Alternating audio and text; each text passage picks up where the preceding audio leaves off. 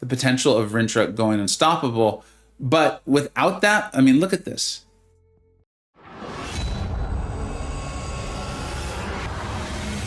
Hey, welcome back to the channel. Okay, I recently decided to take my Morbius to rank 2. I was actually a little bit conflicted on it, but after thinking about it more, I decided I really wanted to. I played him a bit. And yeah, I want to say this very much at the very beginning of this channel or this video, because a lot of what you're going to see, I think, is going to be eye-popping. The tactic, meaning the Battlegrounds tactic in some of these fights, is going to be helping Morbius. I want to make that very clear. In some of the fights, though, it is not. Also, he's not awakened. I think there's going to be a ways around a lot of these fights when the tactic isn't helping him, where you're still going to be able to get these done. Maybe they'll be a little bit slower. And the ones where it's not helping him are truly eye-popping. And there's a lot more to this guy than just that big special 2. There really is some nuance in playing him.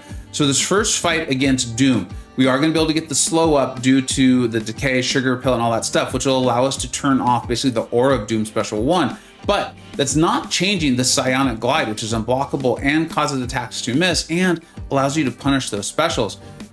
Meaning, I think what we could do is, if you didn't have this tactic, you could just push Doom to the special 2. So here we go, okay? So we're gonna go in, we're gonna do the psionic glide. You can see it was a unblockable passive, that's great. We now have the fervor buff up, and we wanna get our bleeds up above 10. The special 1 will help us do that. We threw the heavy, that's the tactic, okay? We've got that slow up. So again, I don't wanna hide that from you. Remember, I want you to learn, I want you to know what's going on. But I also think if you got a 7-star Morbius, you got yourself a hell of a champion here. So we're gonna do it right here. Here's the special 2, and that's what I'm talking about. You could just do that instead, because you get that glide when they're in their special as well. We've got up our fervor buff, which ties into the Sig too. Maybe you don't need them at that Sig 200. And then as long as we've got the petrify up, we're gonna get to this big special 2, and that Doom was done. I don't care if that was a higher ranked Doom, give him all the crit resistance he wants to have. That Doom was done, he was toast. And if you're like me, the more Doom counters you can have, the absolute better.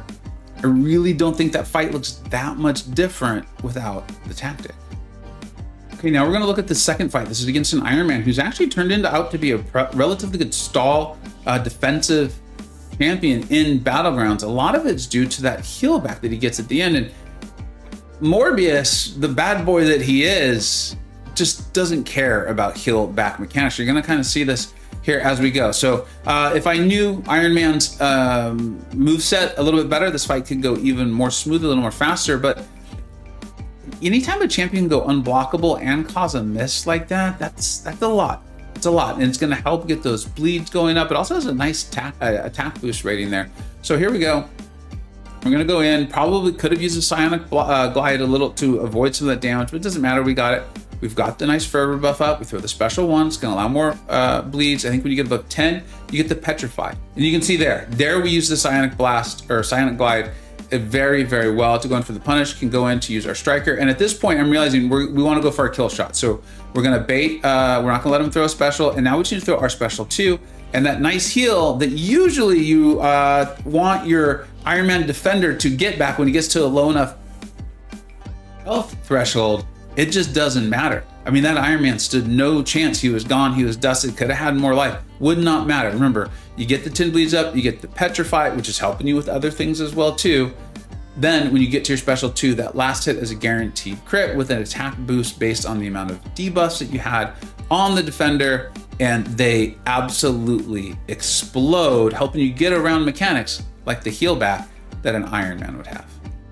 All right, now here's a fight where the tactic definitely is helping, because it makes it so we're taking mitigated damage from making Bishop bleed. But it's also another phenomenal example of 1, the tactic, and 2, the absolute power of the psionic glide, right? Because we're going to use it to get around the very tricky specials of Bishop to block. So, we're using the tactic, that's fine. That's not what the point of this is. The point is to show you the amount of damage this guy can do, but also the special 2. So right here, it's an unblockable special 2. You don't know how to deal with it. That's fine, because he's going to miss. He's going to cause the miss, and that happens on the psionic glide when it's during a special 2.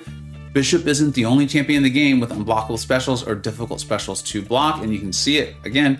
The psionic glide, the electric glide, as I like to say, boom, bam, when special 2, massive damage, win the game. Really love that. I don't know if you like big special 2s, big yellow numbers. I particularly love them. And then they come with someone with that sort of utility that's helping us create openings by causing miss and going unblockable, a passive unblockable. I'm a big, big fan. All right, now we've got this fight here against a Rintra. Now this one, I think it is actually going to be possible even without the tactic. Now what the tactic's helping with here is when we've got the debuffs on, we're gonna be able to throw a heavy or knock him down, and it's gonna get up the slow. One of the issues with the fight against Rintra without the tactic is the growth of Rintra's mystical charges, right? And then you have to deal with them, it slows things down, and he can eventually go unstoppable. So I don't want to pretend that the slow isn't helping us here. It is. Again, though, I think this is one of those fights where even without the tactic, I think Morbius is going to get this down. He might not be as fast as what you're seeing here because, again, you're going to have to be mindful of the potential of Rintra going unstoppable. But without that, I mean, look at this. The damage is so big. I think you maybe wait out some mystical charges or you work in your heavy to knock him down like you do with almost any other champion. He's not Silk, he's different.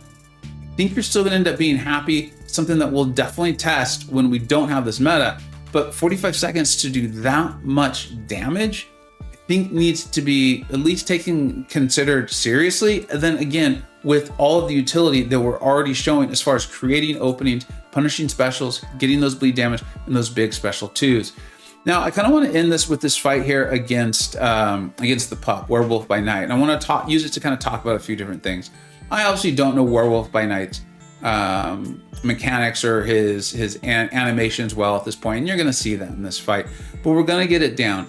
There's a couple of things I really want to point out, though, is I actually think Morbius is a fantastic champion for you to have as a 6-star and 2 rank up. The reason being is his signature ability, because it's going to open up a lot more Mystic champions or other champions for him to take. And the reason is that if a champion is bleed immune, which is a large source of opening up his damage, because it's not really the bleeds that are doing the damage, right? They're very small, but you do need to put them on, get above 10 to get that big, large special 2. Well, when he's awakened, he becomes immune. If a champion's immune to a personal bleed, he gets a 30 to 100% chance to inflict a rupture debuff.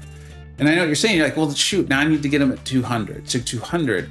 DLL covered this in his Champion Spotlight with Context video, and he was talking about the fervor buff that you're getting off of the Psionic Glide.